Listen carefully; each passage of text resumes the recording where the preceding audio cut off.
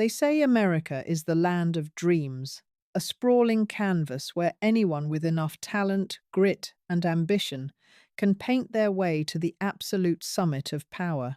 And for decades, no single name defined the majesty of the American dream, quite like the Kennedys. They were not merely politicians, they were the closest thing the free world had to royalty. The halo surrounding them was so blinding, so magnificent, that it effortlessly obscured the freezing shadows waiting to swallow them whole. However, before the deafening crack of sniper fire shattered the peace of Dallas, before the tragic plunge of aircraft into unforgiving waters, and long before the world began whispering about a generational curse, the true tragedy of the Kennedy dynasty had already been set in motion. It did not begin with the hand of fate. It began with a ruthless, calculated decision made behind the closed doors of their own pristine home. To truly understand the suffocating darkness that would eventually hunt this family, we must look away from the brilliant golden suns destined for greatness. Instead, we must look at the daughter who was deliberately erased from history, Rosemary Kennedy. On a bleak November day in 1941, a 3-year-old woman, radiating physical beauty and nervous energy, walked through the sterile doors of a psychiatric hospital. Her powerful father had sworn that the doctors inside would help her, that the impending procedure would finally bring her peace and a normal life. Yet when those doors opened again, the vibrant young woman was gone forever.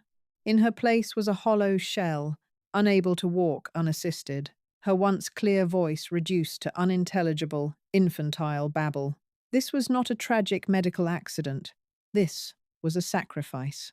Born in 1918, at the terrifying height of the global influenza pandemic, Rosemary was the eldest daughter of Joseph and Rose Kennedy.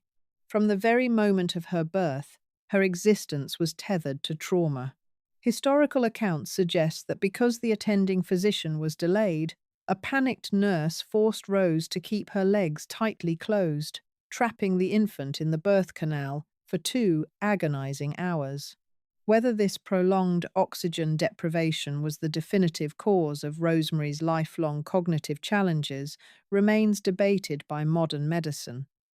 But in the Kennedy household, the exact medical cause was irrelevant. What mattered was the unforgivable reality. In a family where absolute perfection was the baseline expectation, Rosemary was fundamentally flawed. Joseph Kennedy Sr. was not a conventional patriarch. He was the architect of a political empire. In his uncompromising vocabulary, second place was synonymous with failure. At the Kennedy dinner table, children were rigorously trained to debate international policy and molded to be conquerors. Her brothers, John, Robert, and Ted, were growing up like eagles, preparing to spread their wings and dominate the American political sky. Rosemary, conversely, struggled to grasp the most basic alphabet. She repeated grades. She required constant assistance with trivial tasks that her much younger siblings mastered with ease. Initially, the family machinery worked to shield her. They deployed endless financial resources, hiring elite specialists, and sending her to the most exclusive, discreet boarding schools money could buy. A brief window of hope opened in the late 1930s when Joseph Kennedy was appointed as the U.S. ambassador to Great Britain. Safely across the Atlantic, away from the vicious scrutiny of the American press, Rosemary blossomed at a Catholic convent school in London. She attended high society dances, wore exquisite gowns, and beamed at the cameras. In those fleeting moments, she was simply a happy young woman enjoying her youth. But the outbreak of World War II forced the family back to American soil, and the nightmare truly began. Rosemary was now in her early 20s. Her body had matured into striking womanhood, pulsing with a deep desire for independence and freedom. But her mind could not regulate her youthful impulses. She began sneaking out of her convent school under the cover of darkness, wandering into local taverns, and engaging with strangers. Her emotional volatility escalated into explosive tantrums and physical outbursts that terrified her caretakers.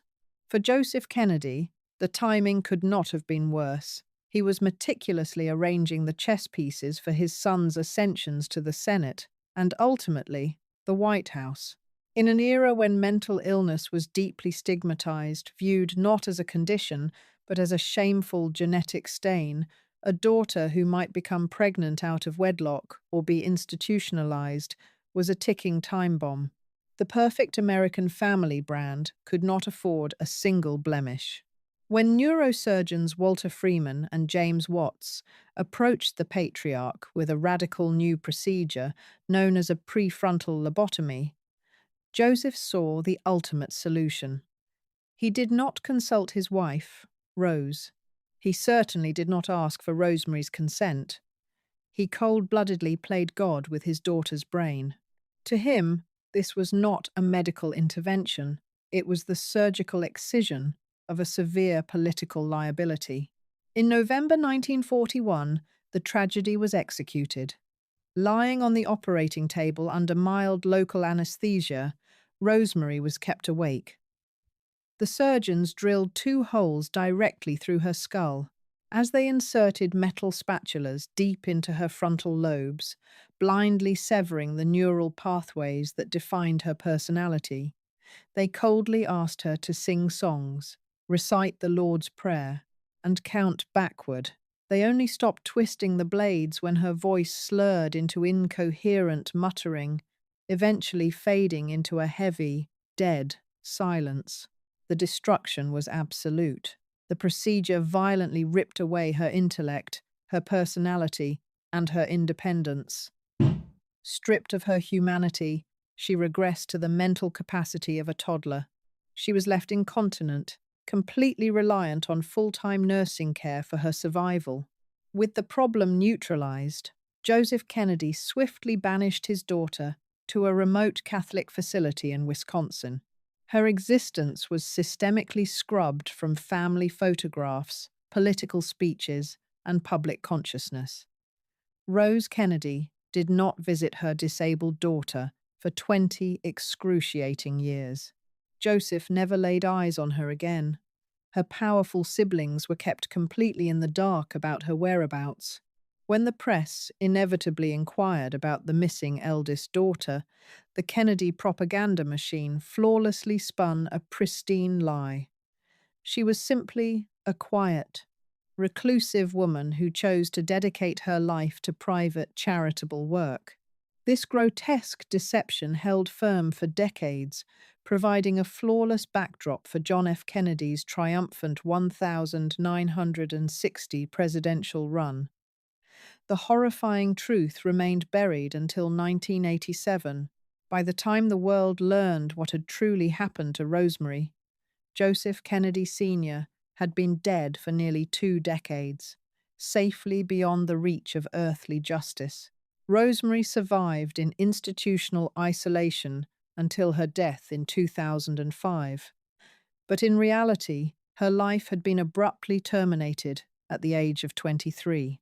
She was the Kennedy dynasty's first true casualty, violently sacrificed on the altar of blind, unyielding ambition. And as if governed by a ruthless cosmic law, the spilling of this innocent blood opened a terrifying Pandora's box.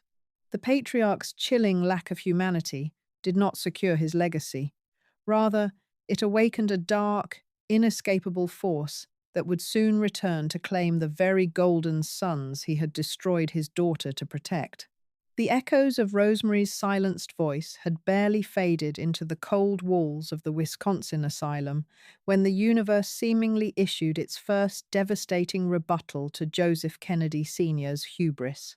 The patriarch had successfully sanitized his family's image, burying his disabled daughter alive to clear the runway for his ultimate masterpiece, Joseph P. Kennedy Jr.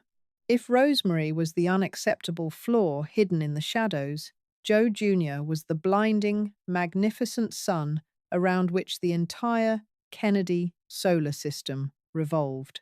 He was the golden firstborn, possessing the rugged cinematic jawline, the effortless Ivy League charisma, and the ruthless competitive drive meticulously engineered by his father. He was not merely raised to be a politician, he was aggressively groomed from childhood to become the first Catholic president of the United States. He was the undisputed heir to the empire, the living vessel carrying all of the patriarch's boundless, unyielding ambition. To understand Joe Jr. is to understand the crushing, suffocating weight of extreme expectation. In the Kennedy household, winning was not an achievement. It was the baseline requirement for paternal affection. Joe Jr. internalized this mandate flawlessly. He was the captain, the star, the alpha. But as the flames of World War II engulfed the globe, a new dynamic emerged, a fierce, almost pathological rivalry within the family itself. While Joe Jr. was stationed in Europe, fulfilling his duties as a naval aviator, his younger, chronically ill brother, John F. Kennedy, was unexpectedly thrust into the national spotlight. John had survived the spectacular sinking of his torpedo boat, PT-109, in the Pacific Theater, swimming for miles in the open ocean while towing a wounded crewmate to safety by a strap clenched in his teeth. Suddenly, the frail second son was being heralded across American newspapers as a legitimate war hero. For the golden firstborn, this was not a moment of pure fraternal pride. It was an intolerable challenge to his supremacy. Driven by a potent cocktail of fierce sibling rivalry and the relentless internal drumbeat of his father's expectations, Joe Jr. knew that simply surviving the war would never be enough to secure his political destiny. He needed a legendary triumph of his own. He needed a spectacle of bravery so undeniable that it would permanently eclipse his younger brother's medals and cement his status as the fearless leader of the next American generation. This desperate, burning need for glory led him directly to volunteer for one of the most classified, reckless, and suicidal operations of the entire European theatre, Operation Anvil. The mission parameters were terrifying, bordering on absolute madness. The military had devised a desperate plan to destroy heavily fortified Nazi submarine pens and V-weapon launch sites buried deep across the English Channel. The strategy required stripping a massive B-24 Liberator bomber of all defensive armor, machine guns, and non-essential equipment, essentially converting the massive aircraft into a remote-controlled flying bomb. The cavernous belly of the bomber was packed with an astonishing 21,000 pounds of Torpex, an explosive significantly more volatile and devastatingly powerful than standard TNT. Because the primitive drone technology of 1944 could not safely take off on its own, 2 pilots were required to manually fly this colossal powder keg into the air, arm the high-explosive payload mid-flight, and then parachute out of the aircraft before an accompanying mothership assumed radio control to guide the flying bomb to its target. It was a mission that demanded nerves of steel and left absolutely no margin for mechanical error. On the late afternoon of the 12th of August, 1944, Joseph Kennedy Jr., alongside his co-pilot Wilford Willey, climbed into the cockpit of the heavily modified bomber. They were, in brutal reality, strapping themselves to a 21,000-pound bomb. The takeoff from the English airfield was successful. As they climbed into the cloudy grey sky, approaching the designated bailout zone over the Suffolk coast, Joe Jr. meticulously went through the complex arming sequence. He engaged the devastating payload, preparing to hand over control to the trailing aircraft and jump into the cold air to safety. He never made it to the door. At exactly 6:20 p.m., while still cruising securely over English territory, something went catastrophically wrong. Without a single warning, 2 massive, consecutive explosions ripped through the sky. The detonation was so phenomenally powerful that it damaged dozens of buildings on the ground miles below and shattered windows across the sprawling English countryside. The heavily loaded bomber did not just crash, it was instantaneously vaporized in a blinding flash of fire and concussive force. In a fraction of a second, the golden sun, the undisputed heir, the magnificent vessel of Joseph Kennedy Sr.'s presidential dreams, was completely atomized. The destruction was so absolute that no identifiable remains of Joe Jr. or his co-pilot were ever recovered from the falling debris. The military investigation that followed could never definitively determine what triggered the premature detonation. It remained a terrifying, unsolved mystery, a sudden, violent, and complete erasure of the family's brightest star. The news of the catastrophic explosion struck the Kennedy compound like a physical blow, shattering the grand illusion of their invulnerability. For Joseph Sr., the loss was cataclysmic. The universe had violently seized his ultimate prize. The master architect who had so ruthlessly manipulated the fate of his eldest daughter now found himself completely powerless against the sudden, fiery death of his eldest son. The grief that blanketed the family was profound, heavy, and seemingly endless. Yet, in the cold, calculating machinery of the Kennedy dynasty, political ambition does not possess the capacity to mourn for long. The empire required a king, and a vacant throne was a vulnerability the patriarch would simply never tolerate. As the shockwaves of Joe Jr.'s death slowly settled into a grim reality, a chilling, silent pivot occurred within the family hierarchy. Joseph Sr.'s piercing, demanding gaze shifted away from the empty sky and locked firmly onto his second son. John F. Kennedy, known affectionately as Jack, had never been intended for the brutal, punishing arena of national politics. Plagued by chronic back pain, severe gastrointestinal issues, and the hidden ravages of Addison's disease, John had spent his life comfortably residing in the colossal shadow cast by his older brother. He was the intellectual, the avid reader, the charming playboy who fundamentally lacked the ruthless, bulldozing physical vitality of Joe Jr. But fate, guided by the iron will of the grieving patriarch, had violently rearranged the order of succession. The heavy, blood-soaked mantle of extreme expectation was unceremoniously lifted from the ashes of the firstborn and dropped directly onto John's fragile shoulders. He was no longer permitted to be merely Jack. He was now explicitly required to become the resurrected ghost of Joe Jr. The immense, crushing pressure to fulfill a destiny that was never meant to be his own would define the rest of his painfully shortened life. The golden boy was dead, but the relentless, uncompromising machinery of the Kennedy ambition ground forward, uncaring of the physical and psychological toll it would extract from the next son in line. The supposed curse had claimed its first major victory on the battlefield, and the stage was now fatally set for the reluctant prince to step directly into the crosshairs of American history. The blood debt initiated by the surgical destruction of Rosemary and the fiery vaporization of Joseph Jr. was far from settled. As the 1940s bled into the next decade, a terrifying pattern began to crystallize. It seemed as though the very elements, particularly the sky, had turned actively malevolent toward the Kennedy bloodline.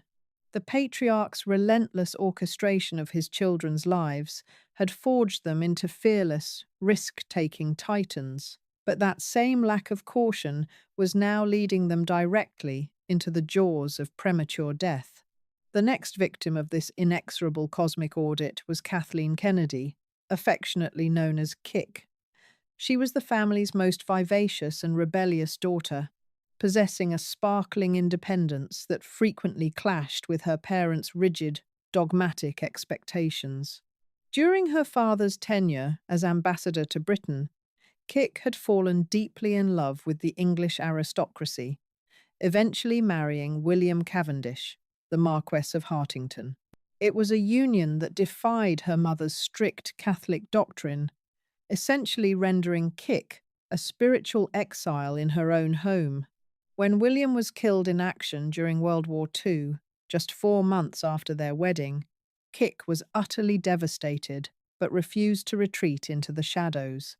4 years later, she began a passionate romance with Peter Fitzwilliam, a married British earl seeking a divorce. To the image-obsessed Kennedy parents, this was an unforgivable scandal. On the 13th of May, 1948, Kick and Fitzwilliam boarded a small, chartered aircraft in France. Ignoring ominous weather warnings, a hallmark of the Kennedy sense of invincibility, they flew directly into the violent teeth of a severe storm over the Rhône Valley. The aircraft was torn apart by the turbulence, plunging violently into the mountainous terrain and killing all 4 people aboard. Kick was just 28 years old. In a chilling display of the family's emotional ruthlessness, her mother, Rose Kennedy, still paralyzed by religious indignation over her daughter's romantic choices, coldly refused to attend the funeral. The dynasty had now lost 2 vibrant children in their 20s to catastrophic aviation disasters. The skies were claiming them, one by one. Despite this mounting catastrophic body count, the machinery of Joseph Sr.'s political ambition continued to grind forward with terrifying momentum. By 1960, the reluctant Prince, John F. Kennedy, achieved the impossible. Carrying the heavy ghosts of his older siblings, he captured the White House, delivering his father's ultimate, lifelong dream. For a brief, shining moment, the darkness seemed to recede. The world was captivated by the sheer glamour, intellect, and limitless promise of what would become known as Camelot. The Kennedys had reached the absolute apex of global power, but in the cruel architecture of this family's destiny, reaching the highest possible pedestal only guaranteed the most devastating public fall. The 22nd of November 1963 shattered the American consciousness forever. President Kennedy traveled to Dallas, Texas, to solidify political support. Basking in the adulation of massive crowds and the brilliant Texas sun, a fatal decision was made. The protective bubble top of the presidential limousine was removed. The family's insatiable need for public connection, their inherent disregard for safety, left the most powerful man in the world completely exposed. As the motorcade glided slowly through Dealey Plaza at 12:30 p.m., the illusion of Kennedy invulnerability was permanently destroyed by the sharp crack of rifle fire. The assassination, captured in agonizing, frame-by-frame detail on the Zapruder film, was not merely a murder. It was a visceral, public execution. The images of Jackie Kennedy, her iconic pink Chanel suit suddenly drenched in her husband's blood as she desperately scrambled across the trunk of the moving vehicle, were seared into the retinas of millions. At 46 years old, the leader of the free world was pronounced dead. The tragedy was instantly enveloped in a suffocating cloud of chaos and paranoia. The swift arrest of Lee Harvey Oswald, followed by his shocking, live televised murder by Jack Ruby in a police basement just 2 days later, unleashed a torrent of conspiracy theories that still poison the American psyche today. The nation wept as they watched JFK's 3-year-old son, John Jr., step forward to bravely salute his father's flag-draped casket, a heartbreaking image of a child soldier bravely performing his duty in a war he didn't yet understand. Behind the scenes, the irony was thick and suffocating. Joseph Kennedy Sr., the master architect who had ruthlessly sacrificed his eldest daughter to protect his political empire, was now trapped in a prison of his own flesh. Having suffered a debilitating stroke 2 years prior, the patriarch was unable to speak or move. He was forced to watch silently on a television screen as his grandest creation was violently ripped away from him, his empire beginning to crumble in real time. For the surviving brothers, the burden became almost unbearable. Robert F. Kennedy, serving as his brother's fiercely loyal Attorney General, was fundamentally broken. Having aggressively prosecuted organized crime figures and navigated highly classified intelligence operations, Bobby was tortured by the agonizing suspicion that his own actions had somehow provoked the unseen forces that murdered his brother. Yet, the skies had not yet quenched their thirst for Kennedy blood. Less than 7 months after JFK's burial, the universe took aim at the youngest, and now the last remaining, political son. On the 19th of June, 1964, Senator Ted Kennedy boarded a twin-engine Aero Commander for a routine campaign flight to Massachusetts. In heavy fog and poor visibility, the pilot descended too quickly, violently clipping the treetops of a Southampton apple orchard before slamming into the earth. The pilot and Ted's legislative aide were killed instantly. Ted was dragged from the smouldering wreckage by a fellow senator, his back broken, his lung punctured, hovering on the very edge of death. Spending 5 agonizing months flat on his back in a hospital bed, Ted Kennedy had far too much time to stare at the ceiling and calculate the grim mathematics of his bloodline. He had lost Joe Jr. to the skies. He had lost Kick to the skies. He had lost Jack to a sniper's bullet. As Robert Kennedy stood by his younger brother's hospital bed, surveying the broken body of the dynasty's last hope, he leaned in and whispered a chillingly prescient realization to an aide. Somebody up there doesn't like us. It was no longer a string of unfortunate coincidences. In the quiet, sterile air of that hospital room, the surviving Kennedys finally understood the terrifying truth. They were being actively hunted. The assassination of John F. Kennedy did not merely kill a president, it mortally wounded the spirit of his most formidable brother. Robert F. Kennedy, the ruthlessly brilliant campaign manager, the aggressively principled attorney general, the fiercely loyal protector, was left adrift in an ocean of unimaginable grief. The machinery of the Kennedy dynasty, once a well-oiled engine of conquest, was now running on the fumes of trauma and devastating loss. Yet, the invisible, suffocating hand of his father's original mandate, the absolute necessity to conquer and rule, refused to let him rest. By 1968, the United States was tearing itself apart. The Vietnam War was hemorrhaging American lives, and cities were burning with racial unrest.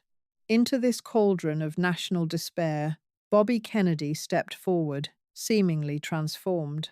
He was no longer just the ruthless political operator. He had become a raw, deeply empathetic figure, a man whose own profound suffering allowed him to connect with the marginalized, the poor, and the angry.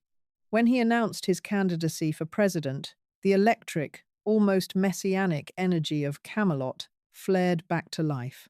He wasn't just running a campaign. He was launching a crusade to heal the bleeding soul of the nation. On the 5th of June, 1968, after securing a massive, crucial victory in the California Democratic primary, Bobby delivered a rousing, triumphant speech at the Ambassador Hotel in Los Angeles. The presidency was finally within his grasp. The dynasty was on the verge of total restoration, but the cosmos had not forgotten the Kennedy blood debt. As Bobby exited through the cramped, chaotic hotel kitchen, taking a shortcut to address the waiting press, a 24-year-old Palestinian named Sirhan was waiting in the shadows, armed with a .22 caliber revolver. Amidst the clattering of dishes and the cheers of the crowd, Sirhan opened fire at point-blank range. Bobby was struck 3 times, once fatally in the head, the horrifying images of the fallen senator bleeding profusely onto the cold kitchen tiles while a young busboy desperately cradled his head, were broadcast to a completely shattered nation. He died the next morning at the age of 42. Exactly 5 years after his brother's public execution, another Kennedy son, seeking the highest office in the land, had been slaughtered in front of the world. The dynastic machinery ground to a sickening halt. The burden of this unimaginable, multi-generational slaughter now fell entirely onto the shoulders of the youngest and supposedly least capable brother, Ted Kennedy. At just 36 years old, Ted was the last surviving son. He had lost Joe Jr. to the war, Kick to a plane crash, Jack to a sniper, and now Bobby to an assassin. He was left entirely alone, forced to carry the crushing, impossible weight of the family name, its unfulfilled promises, and its terrifying body count. The psychological toll of this existence, knowing that your bloodline is seemingly marked for execution, was catastrophic, and within a year, the pressure would completely fracture him. The 18th of July, 1969. The world's attention was fixed on the heavens, eagerly anticipating the Apollo 11 moon landing, a mission championed by his late brother, Jack. But down on Earth, on a remote, darkened island in Massachusetts called Chappaquiddick, Ted Kennedy was about to author a tragedy that would permanently destroy his presidential ambitions and forever stain his soul. Ted attended a reunion party for the Boiler Room Girls, a group of dedicated campaign workers who had loyally served Bobby's ill-fated presidential run. Among them was Mary Jo Kopechner, a brilliant 28-year-old strategist. Around 11:15 p.m., Ted left the party with Mary Jo in his 1967 Oldsmobile, ostensibly to drive her to the ferry. Instead of heading to the ferry, the car turned down a dark, unpaved dirt path leading to a narrow, guardrail-less wooden bridge. In the pitch black of the summer night, the heavy vehicle plunged off the side, crashing upside down into the murky, freezing waters of Poocher Pond. What happened next remains one of the darkest, most heavily scrutinized chapters in American political history. Ted Kennedy managed to escape the submerged vehicle. He claimed he dove repeatedly into the black water, desperately trying to save Mary Jo, but the current was too strong. Exhausted and allegedly in shock, he swam to shore. But he did not run to the nearest house, with its lights visibly burning, to call the police. He did not immediately scream for a rescue team. Instead, Ted Kennedy walked back to his hotel, changed his clothes, and consulted with his lawyers and political fixers. He waited a staggering, unforgivable 10 hours before finally reporting the accident to the authorities. By the time the police arrived the next morning, it was far too late. Divers found Mary Jo Kopechny's body still trapped in the back seat. The horrific positioning of her remains suggested she had not drowned immediately. She had likely survived for hours in a small, agonizingly shrinking air pocket, breathing the last bit of oxygen trapped in the wreckage, waiting in the terrifying darkness for a rescue that the senator never called for. The scandal was seismic. How could the last heir of the Kennedy dynasty leave a young woman to die while he focused on damage control? The subsequent investigation was widely viewed as a masterclass in political maneuvering and privilege. Ted pleaded guilty to the minor charge of leaving the scene of an accident, causing personal injury. He received a 2-month suspended sentence, no jail time. The Kennedy machine had flexed its immense power to save his freedom, but it could not save his soul, nor his ultimate destiny. In a televised address to the nation a week later, Ted Kennedy openly questioned whether some awful curse did actually hang over all the Kennedys. It was a staggering moment of public evasion, using the very real trauma of his family's history as a shield to deflect responsibility for his own cowardly actions. Chappaquiddick was the final, devastating blow to Joseph Kennedy Sr.'s original master plan. Ted survived the crash, but the golden boy archetype was permanently dead.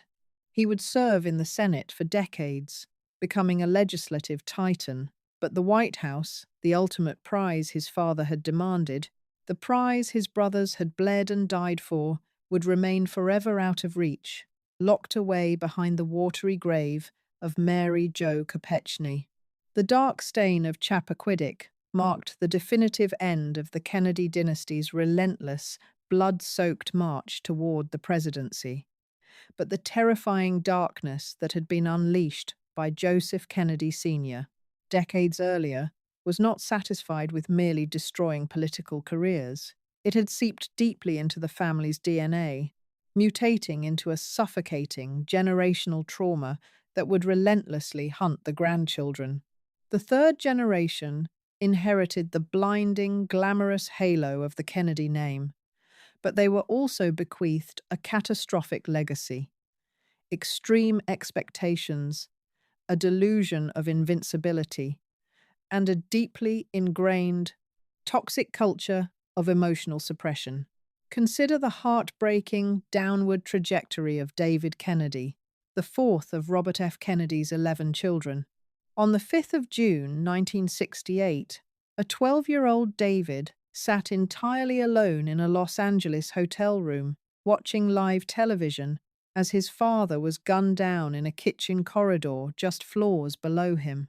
That singular, horrific broadcast shattered the boy's psyche. Yet, in the stoic, hyper-competitive Kennedy environment, there was absolutely no space for vulnerability or therapeutic healing. Kennedys were expected to conquer their grief, never to process it. To survive the agonizing, untreated trauma of witnessing his father's public execution, David turned to heavy narcotics. He became trapped in a brutal, decade-long cycle of severe addiction, multiple overdoses, and failed rehabilitations. In 1984, the demons finally won. David was found dead in a Palm Beach hotel room from a fatal cocktail of cocaine and prescription painkillers. He was only 28 years old. His lonely death was a stark, horrifying indictment of the family's historic refusal to acknowledge mental illness, a stubborn, lethal denial that began the exact moment Joseph Sr. ordered the surgical mutilation of Rosemary. The patriarch had also drilled a dangerous, uncompromising ethos into his descendants. Fearlessness is the ultimate virtue. Caution is for the weak. This bred a family culture of extreme physical risk-taking that frequently crossed the line into fatal recklessness. In 1997, Michael Kennedy, another of RFK's sons, was engaging in a dangerous family tradition known as ski football on the treacherous slopes of Aspen, Colorado. Speeding down the mountain without a helmet, focused on tossing a football, he violently collided with a tree and was killed instantly at the age of 39. It was not a cosmic curse. It was the direct, fatal consequence of a cultivated belief in personal invulnerability. But the most devastating blow to the American psyche, the tragedy that truly extinguished the lingering romantic embers of Camelot, was still waiting in the wings.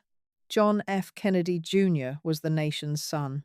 The entire world had watched him bravely salute his father's casket, and America had collectively projected its desperate hopes for a dynastic restoration onto his broad shoulders. He grew into a breathtakingly handsome, charismatic man, constantly attempting to navigate the suffocating, relentless paparazzi attention that stalked his every single move. He tried to forge his own independent path by founding the political magazine George, but the crushing gravity of his bloodline was inescapable. Behind the glamorous, perfectly tailored facade, his life was silently unraveling. His magazine was hemorrhaging money, and his marriage to Carolyn Bessette was fracturing under the intense, inescapable glare of the media spotlight. For JFK Jr., the only true escape from the noise, the immense pressure, and the suffocating legacy of his name was the sky. Taking the controls of his private Piper Saratoga aircraft offered him a rare, intoxicating taste of absolute freedom. But that freedom proved to be a fatal illusion. On the evening of the 16th of July, 1999, John prepared to fly his wife, Carolyn, and her sister, Lauren Bassett, to a family wedding in Hyannis Port. He was a relatively inexperienced pilot, critically lacking the instrument rating required to fly safely in poor visibility. Furthermore, his regular flight instructor was unavailable that night, and John's ankle was still highly tender from a recent paragliding accident. Despite the thick, ominous summer haze completely blanketing the East Coast, the inherent Kennedy overconfidence prevailed. He stubbornly chose to fly anyway. As the aircraft approached the dark waters off Martha's Vineyard, the thick haze completely obliterated the horizon line.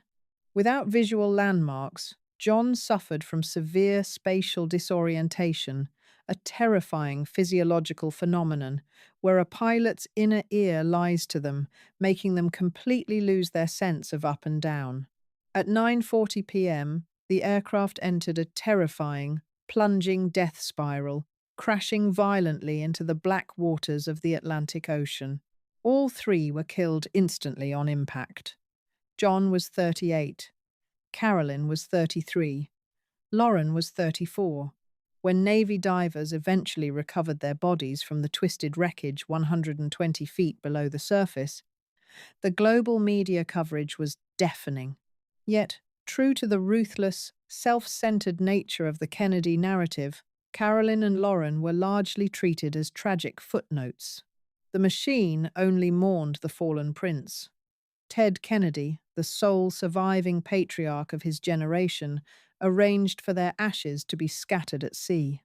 The ocean had claimed the final, brightest star, and with him, the ultimate political dream of the Kennedy family vanished forever into the dark depths. Even in the 21st century, the dynastic bleeding has not stopped. The wealth and immense privilege that shielded them from the struggles of ordinary Americans simultaneously acted as a gilded cage. Every failure, every misstep, and every profound grief was played out on the global stage, scrutinized by a public that both worshipped them and eagerly awaited their downfall.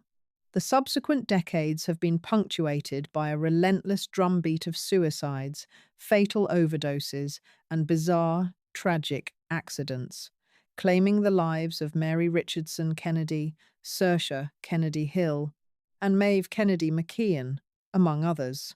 The sheer volume of premature death across 4 generations is mathematically staggering. So, we must return to the ultimate question: is there truly a Kennedy curse? To call it a supernatural curse is an intellectual cop-out.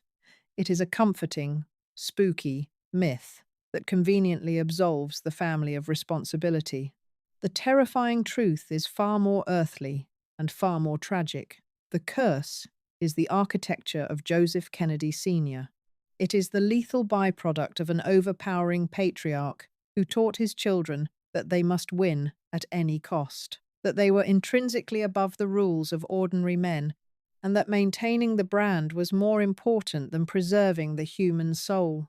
The tragedies, the plane crashes, the assassinations, the fatal addictions, the reckless accidents are the heavy compound interest paid on a multi-generational debt of extreme ambition. When you meticulously raise a family to believe they must conquer the world, you strip away the vital protective mechanisms of caution, humility, and emotional vulnerability.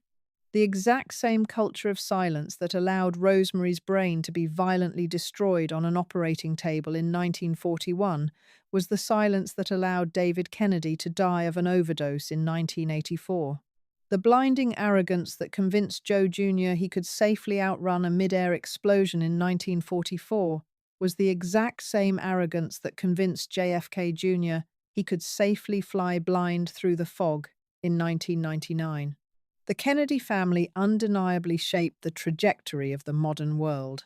They fought for civil rights, inspired millions to public service, and brought an unparalleled, regal glamour to the American political theatre.